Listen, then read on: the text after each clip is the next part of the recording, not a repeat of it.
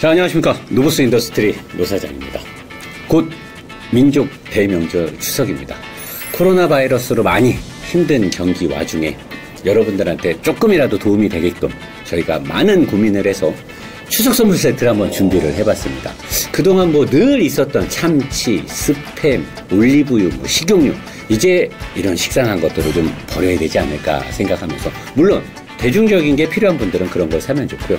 저희 노보스 인더스트리에서, 그리고 저희 노사장이 엄청나게 고민을 해서 엄선된 제품을 좀 준비를 했어요. 무엇에 착안을 했냐? 일단 받는 분이 인터넷에 딱 검색을 해봤을 때, 오! 이렇게 비싼 물건을?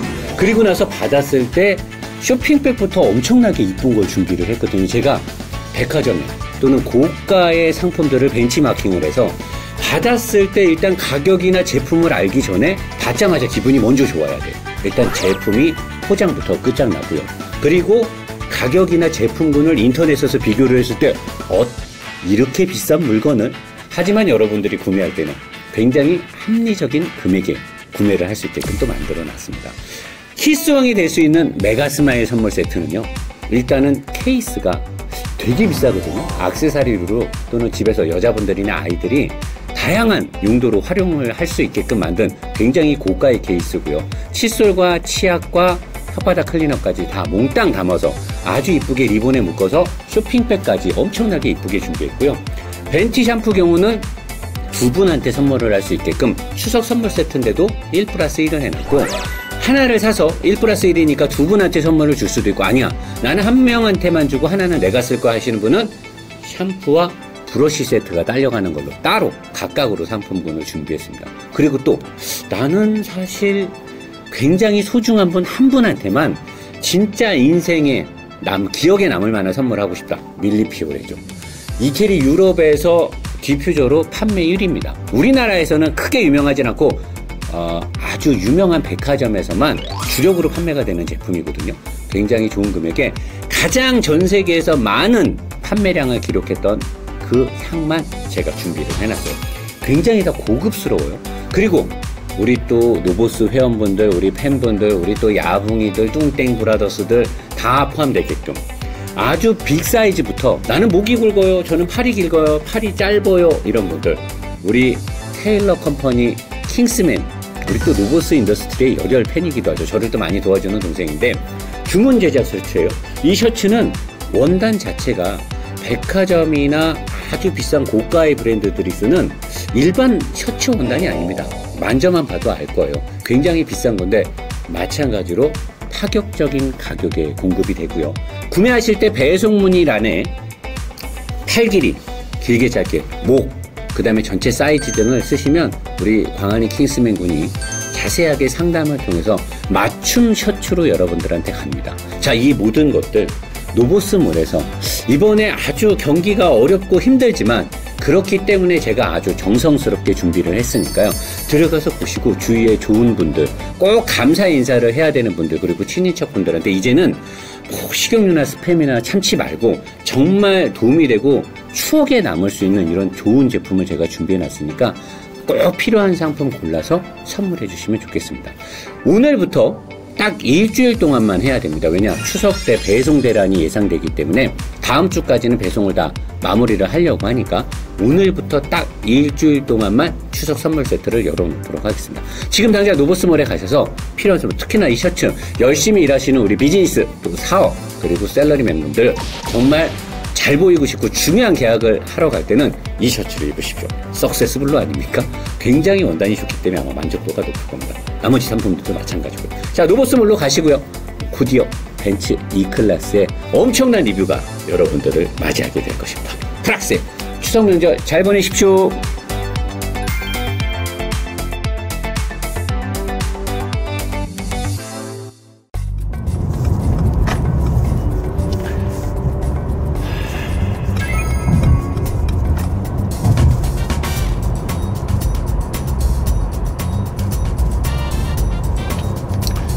벤츠는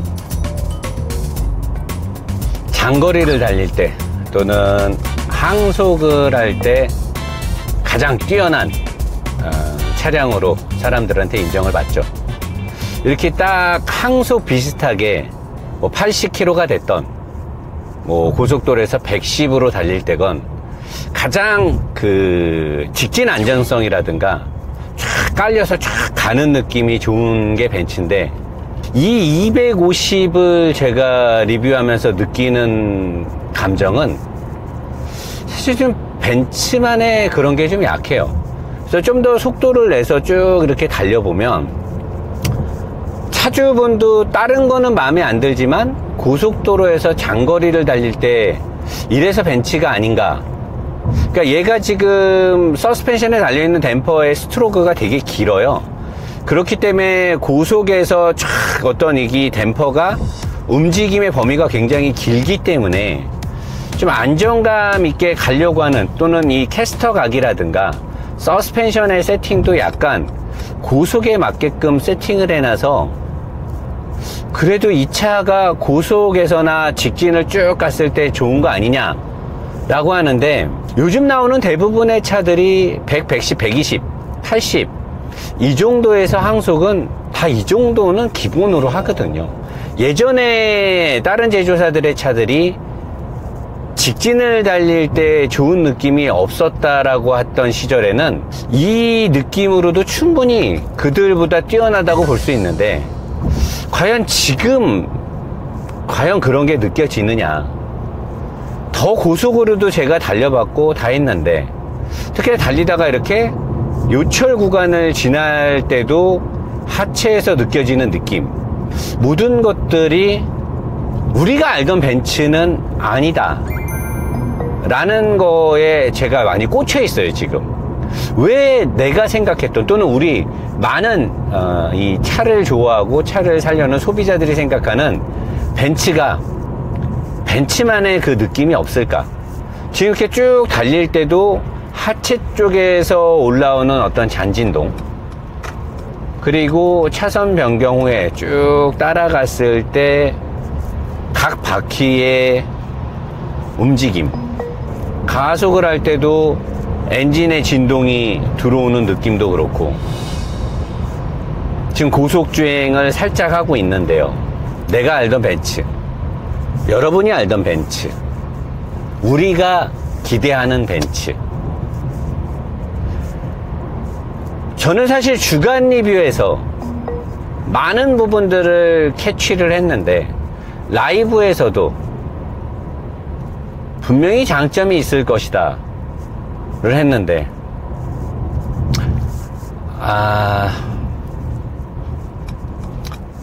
그만할게요. 할 말이 없습니다. 주간 리뷰로 넘어가겠습니다. 자, 안녕하십니까. 노보스 인더스트리 노사장입니다. 대한민국 수입차 중에 제일 많이 팔렸다는 E클래스 리뷰를 시작합니다.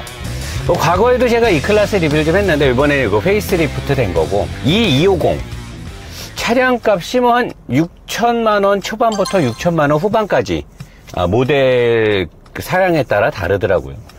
경쟁차로는 뭐 A6, 그 다음에 520i, 제네시스 G80 등이 경쟁 차종이고, 뭐 할인받고 뭐 했을 때 어쨌든 등치독세까지 다 해서 보험 빼고, 자꾸만 뭐 자기 차값 올리려고 등치독세에 보험까지 말아갖고 차값을 얘기하시는데, 할인을 뭐 기본적으로 다 받으니까 할인받고 등치득세까지만 해서 소유하는데 딱 7천만원까지 든다라고 가정하고 리뷰를 할게요. 정확히 G80 2.5 터보 엔진 들어가고요. 옵션 조금 들어간 것들. 아예 옵션을 안 넣고 G80은 못 사니까. 얘 맞고, 얘는 이제 6,300짜리 뭐 아방가르드, 얘처럼 익스클루시브 뭐 6,700, 800짜리도 있고, 520도 마찬가지고 6,300부터 뭐 6천만원 초반 왔다 갔다 하는데, 아우디도 마찬가지. 아우디가 할인폭은 제일 크고요. 엔진 사양은 뭐 좀 다르죠. 제네시스 G80 2.5 터보는 300마력대니까. 하지만 뭐 실 영역대를 비교로 했을 때 얘가 지금 마력이 한 210마력 정도. 520i랑 가장 큰 접전을 벌이고 있는데 520이 187마력 정도. 토크는 520이 한 29 왔다리 갔다리 30 가까이 되고, 얘는 35가 살짝 넘죠. 그럼 사람들이 노사장 같은 2000cc인데 벤츠 E250이 BMW 엔진보다 훨씬 더 뛰어나지 않느냐? 여기서 여러분들이 정확히 알아야 될 게 있어요. 2000cc의 터보를 걸었을 때 마력을 더 뽑고 토크를 더 내는 건 터보의 부스트 압력을 가지고 할 것이냐, 부스트의 풍량을 크게 할 것이냐. 부스트의 풍량이 큰 것과 압력이 큰 건 달라요. 압력은 이제 부스트를 더 빨리 돌리게 할 수 있는 거니까, 더 빨리 돌리면 되니까. 그래서 이 부스트의 압력이 초반에 걸리게 할 것이냐, 웨이스트 게이트를 통해서 중간 이후에 걸리게 할 것이냐, 이건 제조사의 세팅이 가능하고, 또 하나는 연료 분사의 압력, 직분사, GDI 엔진이 들어가 있잖아요. 연료 분사의 압력과 분사량인데, 사실 제가 봤을 때 이 벤츠 E250의 210마력의 토크가 35는 엔진 세팅의 순수한 세팅으로 풍부한 토크라든가 엔진의 활성화가 있는 건 아닌 것으로 보여요. 그거는 오히려 BMW의 520 엔진이 더 좋아요. 520 엔진이 얘보다 피스톤이 왔다 갔다 할 때 이 왔다 갔다 하는 거리가 더 길어요. 그렇다는 건 디젤처럼 스트로크를 길게 쓴다라는 건데, 그랬을 때 순수하게 나오는 토크나 힘에서 더 유리한데, 그렇게 됐을 때는 엔진을 매끈하게 돌리거나 또는 엔진의 부드러움, 고RPM에서 엔진 회전에 좀 기술이 필요한데, BMW는 거기다가 밸브 리프팅을 넣어요.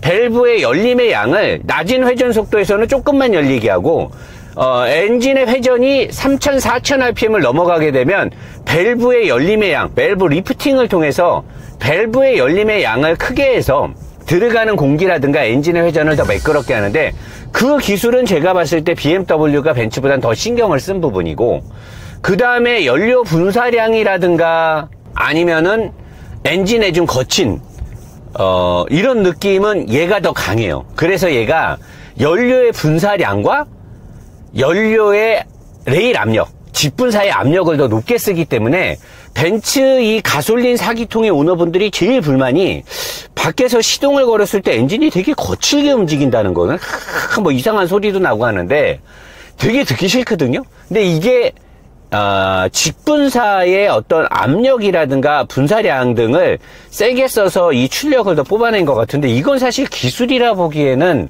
조금 제가 봤을 때는 약한 부분이 있어요. 그런 거에서 차이가 나고요.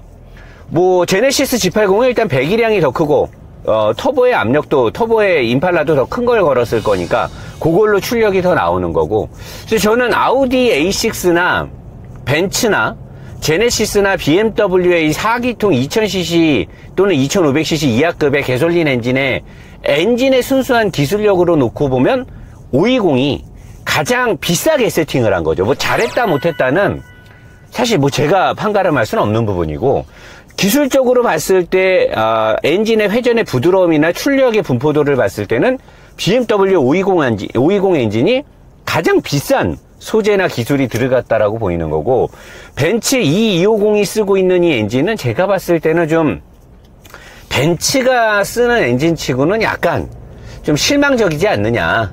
근데 뭐 밟아보면 토크가 부족하다, 마력이 뻥마력이다 이런 건 없습니다. 순수하게 210마력에 순수한 35 정도 토크는 좀 아닌 것 같긴 한데, 예전 벤츠들은 마력은 적어도 순수하게 엔진 마력이 되게 잘 엔진 토크가 되게 잘 나왔거든요. 그 토크 발로 밀어준다라는 느낌이 있는데, 이 엔진은 좀 그런 거는 없어 보이고, 또 이 흡기 인테이크 쪽, 흡기 필터 쪽에 에어플로우 센서도 없는 것으로 보아 터보도 영민하게 관리하는 것도 아니고, 그냥 벤츠가 마지못해서 만든 엔진이 아니냐. 이게 노사장 너무 악의적이지 않아. 그런 게 아니라, 제가 봤을 때 6천만 원대 벤츠라면은, 어제 하체오리기를 여러분들이 보셨잖아요. 좀 뭔가 그래도 역시 벤츠다라는 게 있어야 되는데, 그런 부분이 너무 없어서 실망을 한번 했는데, 주행할 때도 보면 엔진에서 느껴지는 그런 것들은 별로 없고, 생각보다 엔진 쪽에 소음 차단은 잘 돼 있어요. 하체오리기를 했을 때 봤던 그 차단에 관련된 것들, 소음재라든가 이런 것들이 그렇게 많지 않은 것 치고는 생각보다 정숙성은 되게 뛰어나요. 그건 좀 칭찬해 줄 만한 부분이고요. 그 다음에 벤츠를 사는 사람들이 대부분이, 벤츠를 선택하는 대부분의 소비자들은 벤츠 때문에 사는 거죠. 벤츠 때문에 벤츠를 사요. 벤츠이기 때문에. 그리고 이 차주분도 어떤 차를 살까 되게 망설이다가 친구분들이 다 비슷한 시기에 차를 바꿨대요. G80 산 분도 있고, IG 그랜저 신형을 산 분도 있고, 다 520 산 사람도 있고, 자기는 이걸 샀는데, 자기는 와이프분하고 벤츠 매장에 들어갔다 와이프분이 여기 앉았는데, 사실 이 실내에 이게 사실 가짜 나무긴 한데, 실내를 딱 봤을 때 520이나 아우디랑은 약간 넘사벽까지는 아니더라도 차이가, 얘가 사실 소재가 진짜 가죽은 아니거든요. 이런 것도 사실 어떻게 보면 뭐 CLS보다는 잘 된 것 같기는 한데, 이 돼 있는 구성을 보면은요, 일단 이 벤츠 마크에서 삼각별 여기서 일단은 반은 먹고 들어가는 거죠. 벤츠라는 이 별 때문에 이게 밸류예요. 브랜드 밸류인데, 이거를 사실 무시하면 안 되죠. 얘네가 이 브랜드 밸류를 올리기 위해서 100년이 넘는 시간 동안 얼마나 노력을 했습니까? 인정하자고요. 그리고 이 핸들, 이 플라스틱의 재질이 좀 뭐 싼 거 같네, 이런 거는 사람들이 못 봐요.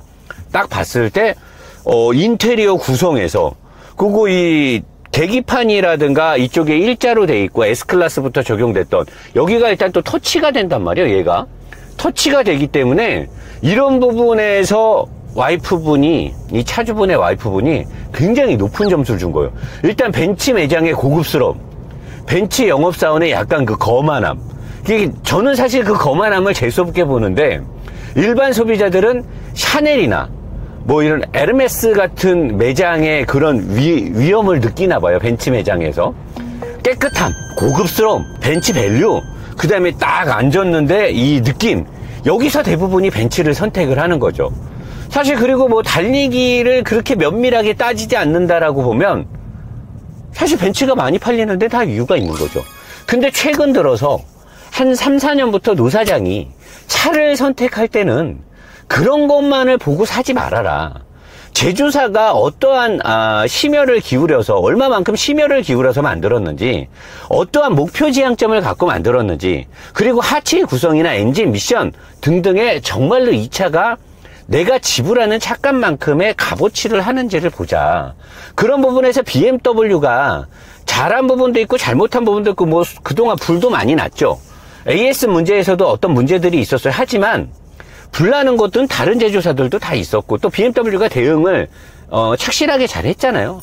그런 것들을 봤을 때 그건 뒤로 하고 만들어진 차만 놓고 봤을 때 노사장이 BMW 5 시리즈, 3 시리즈의 완성도나 거기에 들어가 있는 소재공학과 설계공학 등이 가장 나는 값어치가 있다라고 3, 4년부터 리뷰를 했더니 지금 와서, 물론 뭐 노사장의 리뷰 때문에만 잘 팔렸다고 볼 수는 없는데, BMW 5 시리즈가 우리나라에서 BMW가 영업을 시작한 이래 한 30년 됐나요?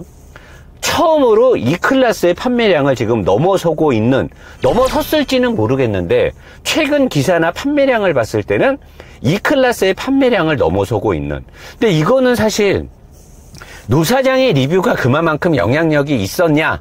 저는 사실 요만큼 있었다고 봐요. 나머지는 이제 실제 차주분들이 차를 타면서 느끼는 게 아닐까 싶은 건데, 벤츠 E클래스는 제가 지금 영상 초반에 그냥 딱 짚고 넘어가자면 5 시리즈하고의 비교는 의미가 없어요. 왜냐면 이미 5 시리즈가 한참 앞서가고 있다라고 봐요. 인테리어가 꿀리고 외관에서 브랜드 밸류에서 꿀리는 거는, 그거를 선택하는 사람들은 그거 선택하면 돼요. 아무도 말리지 않습니다.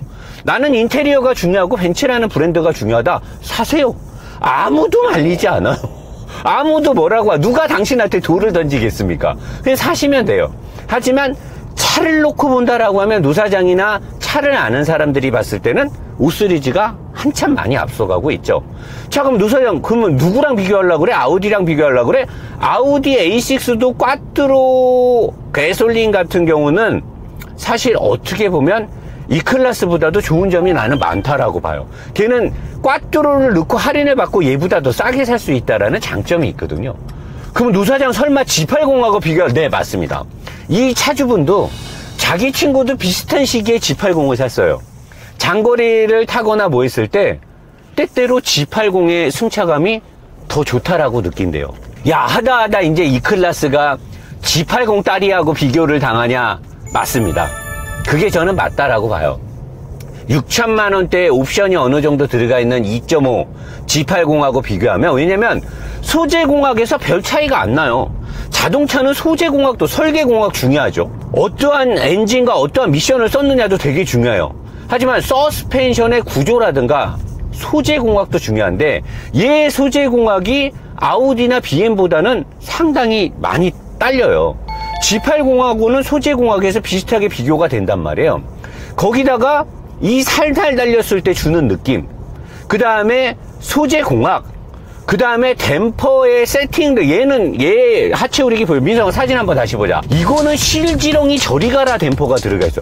어떻게 벤츠가, 다만 고속에서 항속을 했을 때 좋은 느낌을 갖기 위해서 댐퍼의 길이만 길게 했죠. 얘 댐퍼가 가늘고 길어요. 풍부한 쇼바감을 줄 수 없어요. 댐퍼를 가는 걸 쓴다라는 건 댐퍼 값을 아끼는 거 외에 다른 이유를 저는 잘 모르겠습니다. 제조사에서는 다른 이유가 있다라고 할 수 있겠죠. 실무도에서 우리 설경국수가 말하죠. 졸렬한 비겁한 변명이라고.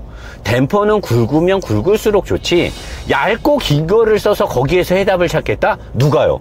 어떤 제조회사가 어떤 브랜드에서 어떤 차종이 가늘고 긴 댐퍼를 쓰면서 거기서 해답을 찾습니까?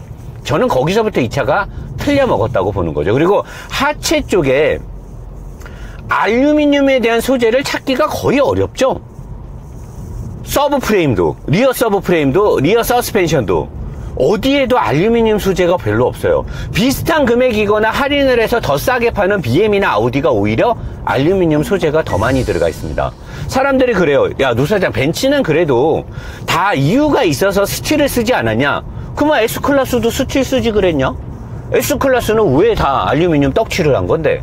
너네들 말대로라면 S클래스도 스틸을 써서 기술로 잡았으면 돼요. 하지만 S클래스는 다 알루미늄을 떡칠을 해서 그 급의 1등의 왕자에 앉아있죠. 얘는 아닌 거죠. 언제부터 얘가 이렇게, 이 클래스는 그러면 옛날에는 알루미늄을 썼다가 스틸로 바뀌었나요, 노 사장님? 아니에요. 옛날에도 스틸 소재를 BM보다는 많이 썼어요. 하지만 알루미늄을 써야 될 곳에는 잘 쓰고요. 댐퍼를 좋은 거를 넣었죠. 얘는요, 알루미늄 합금 소재를 많이 줄이면서 더군다나 말도 안 되는 박 팀장도 운전하면서 누사님 이거 엔진 진동이 왜 이렇게 들어오죠? 핸들을 타고 좀 들어오고 핸들 스티어링 느낌이 안 좋아요. 하체 오리기 보시죠. 민정아 사진 하나. 엔진의 마운트도 조수석에 플라스틱을 썼어요. 이게 이 플라스틱의 소재를 썼기 때문에 진동 부분에서 무조건 나쁘다 아직 밝혀지지 않았대요. 아직 여기에 대해서 검증이 안 됐다고 합니다. 하지만 명확하게 이 플라스틱 소재, 이 복합 소재인데 이 소재를 써서 제일 큰 이 장점이 뭐냐? 원가 절감이라고 이 소재를 적용한 특허까지는 아니고 그 이유에 대해서 나와 있어요. 원가가 많이 절감이 된다. 그리고 나서 알루미늄 합금에 비해서 진동이 나쁘냐 어쩌냐 스틸에 비해서 그거는 아직까지 밝혀진 바가 없다라는 거지. 일단은 원가 절감이라고 명확하게 표시가 되어 있습니다. 여기 벤츠라는 회사가 엔진 블럭을 잡아주는 엔진의 마운트에 연결되는 브라켓조차도 플라스틱을 쓰고 있다라는 거죠. 그리고 하체 쪽에서도 방대하게 스틸 소재가 적용이 되어 있고요. 저는 이 차를 타면서 차주분도 그래요.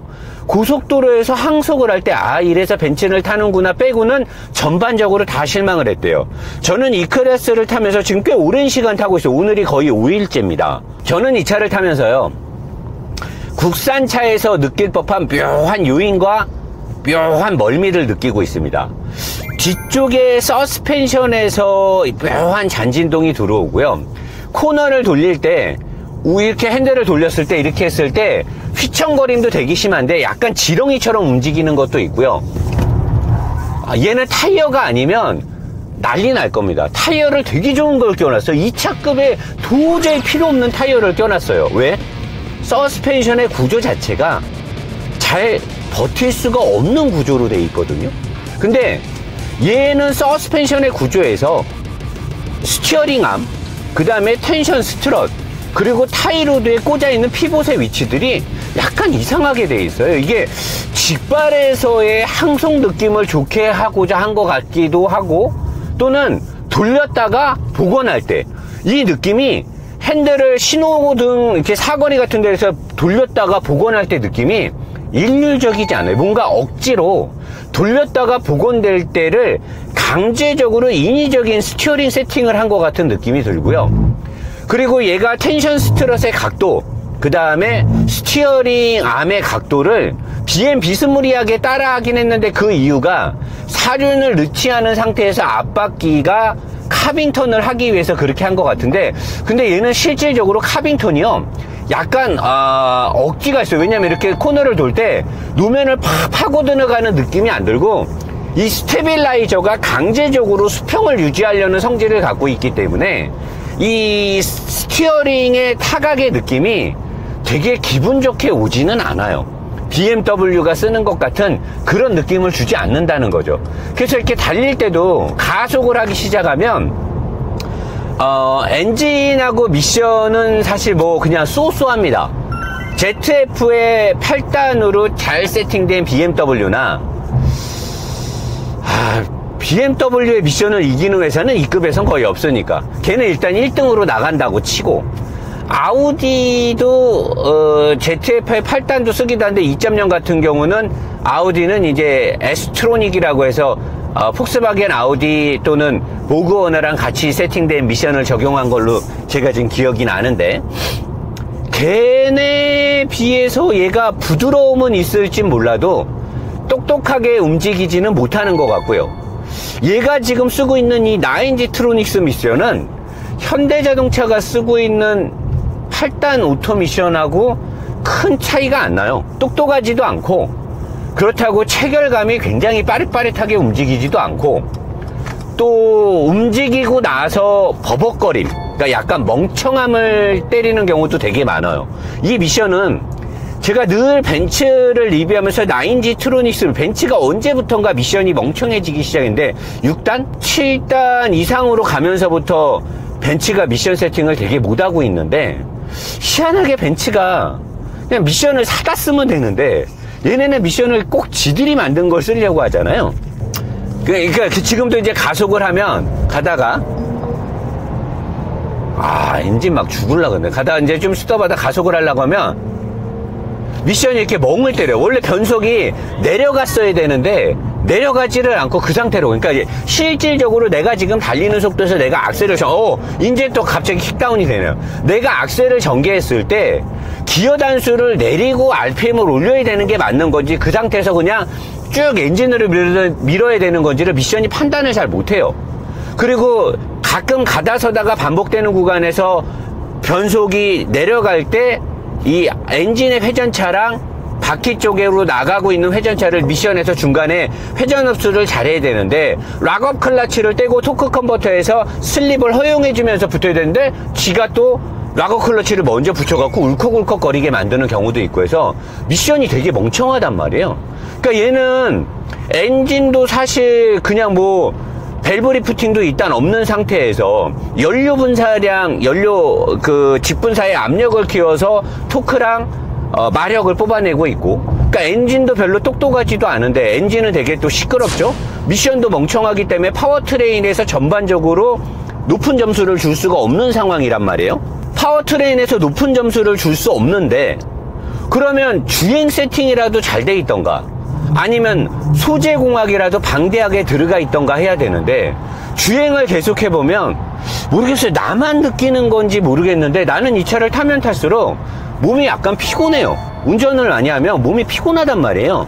제가 늘 리뷰를 하면서 말하잖아요. 운전하면서 몸이 피곤하게 되는 첫 번째 요인은 소재공학에서 알루미늄 합금이 얼마 들어가지 않았을 때, 스틸은 잔진동을 상쇄하지 못하기 때문에 운전자, 탑승객들한테 잔진동의 펄스를 준단 말이에요. 그리고 피칭이라든가 요잉, 주행 세팅을 잘 세팅하지 못했을 때는 미묘하게 흔들리는 이런 거에서 운전자한테 멀미를 준단 말이에요. 나는 얘가 지금 뒷바퀴 쪽에서 미묘하게 뭔가 앞바퀴랑은 다른 주행 느낌이 올라와요. 그동안 내가 벤츠를 수도 없이 많이 타봤는데 뭐 코너를 잘 못 돌아서 뭐해서 깐 적은 있어도, 벤츠가 주행을 하면서 요잉이나 피칭, 얘는 지금 피칭은 아닌 것 같고 요잉 아니면 뒷바퀴 쪽에 잔진동인 것 같은데, 뭔가 내가 벤츠를 타면서 부드럽게 승차 이감을 못 느낀다라는 건 지금 처음이에요. 이건 굉장히 실망스러운 부분이고요. 주행을 할 때 보면 얘가 지금 못 버틸 것 같으니까 굉장히 서머 타이어 중에서 고성능 타이어를 넣어놨는데, 서머 고성능 타이어는 승차감이 좋을 수 없죠. 거기다가 댐퍼가 얇고 길잖아요. 그러다 보니까 주행을 하면서 때때로 계속 안 좋은 느낌이 들어와요. 얘는 정말 좋은 노면에서 쫙 90km, 110km, 120km 항속을 했을 때 일정 구간에서만 고급스러움이 느껴지는 거지, 웬만한 상황에서는 나는 이 차를 보면서 야, 이게 G80이 나는 더 나은 것 같은데? 아니, 이럴 거면 G80을 사야 되나? 물론 얘가 벤츠기 때문에 어디 가면 무조건 얘가 더 대접을 받고 뭔가 좀 차주로서 하차감이 더 높을 수는 있겠지만, 나는 이 차주분이 처음에 나한테 차를 줄 때 G80보다 승차감이 안 좋아요 라고 했을 때 무슨 소리 하는 건가 라고 했는데, 지금 느껴지고요. 지금도 빨리 달리면서 드르륵 노면이 안 좋을 때를 가면 원래는 바퀴만 타라락 움직여야 되는데 얘는 차체 부분에서 뭔가 좀 안 좋은 느낌이 전해져요. 그래서 얘가 바디 설계가 땅땅하게 안 된다는데 갑자기 박 팀장이 얘기한 게 생각나면서 민성아 하체 보강대 사진! 보강이 띵띵띵띵 되게 많이 때려놨어요. 보통 차체 설계를 제대로 하게 되면 저렇게 많이 보강을 넣어야 될 이유가 없거든요. 얘는 지금 보강이 여러 개가 들어가 있어요. 왜 보강을 많이 넣었을까요? 처음부터 차체 설계를 잘했으면 얘가 그렇다고 AMG로 가서 마력이 뭐 600마력, 500마력도 아니고 원래 이 뼈대로 제일 약한 핫바리 엔진이 들어가 있잖아. 이 클래스 중에서 제일 핫바리 250 엔진이 들어가 있는데 왜 이렇게 차체 중앙 부분에 보강을 많이 때려 넣냐 이거죠. 보강을 넣지 말고 처음부터 차체 설계를 잘했더라면 보강을 할 필요가 없잖아요. 이런 거를 봤을 때 뭔가 지금 나는 이 차가 설계를 할 때부터 너무 마진율을 극대화하는 걸로 생각하고 설계를 한 게 아닐까 의심이 되고 있는 거예요. 얘는 정말 제가 몰아보면서 칭찬도 좀 해보자라고 하면 옆에 탄 사람 아니나 내가 이렇게 운전을 할 때 굉장히 괜찮아요. 인체공학적인 부분이나 의자도 괜찮고요. 일단 시야에서는 전방 시야나 후방이나 사이드미러나 이런 부분은 되게 좋고요. 또 운전하면서 이 벤츠의 삼각별이 딱 보이면서 뭔가 내가 벤츠를 운전하고 있다라는 좋은 느낌은 되게 좋죠. 그게 다죠. 그게 다요. 자, 여기까지 일단 하고요. 한 템포 쉬고 열받으니까 한 템포 쉬었다가 와인딩 가서 이 차의 서스펜션 구조가 얼마나 잘 세팅됐는지 다시 한번 확인을 하시죠. 휘용!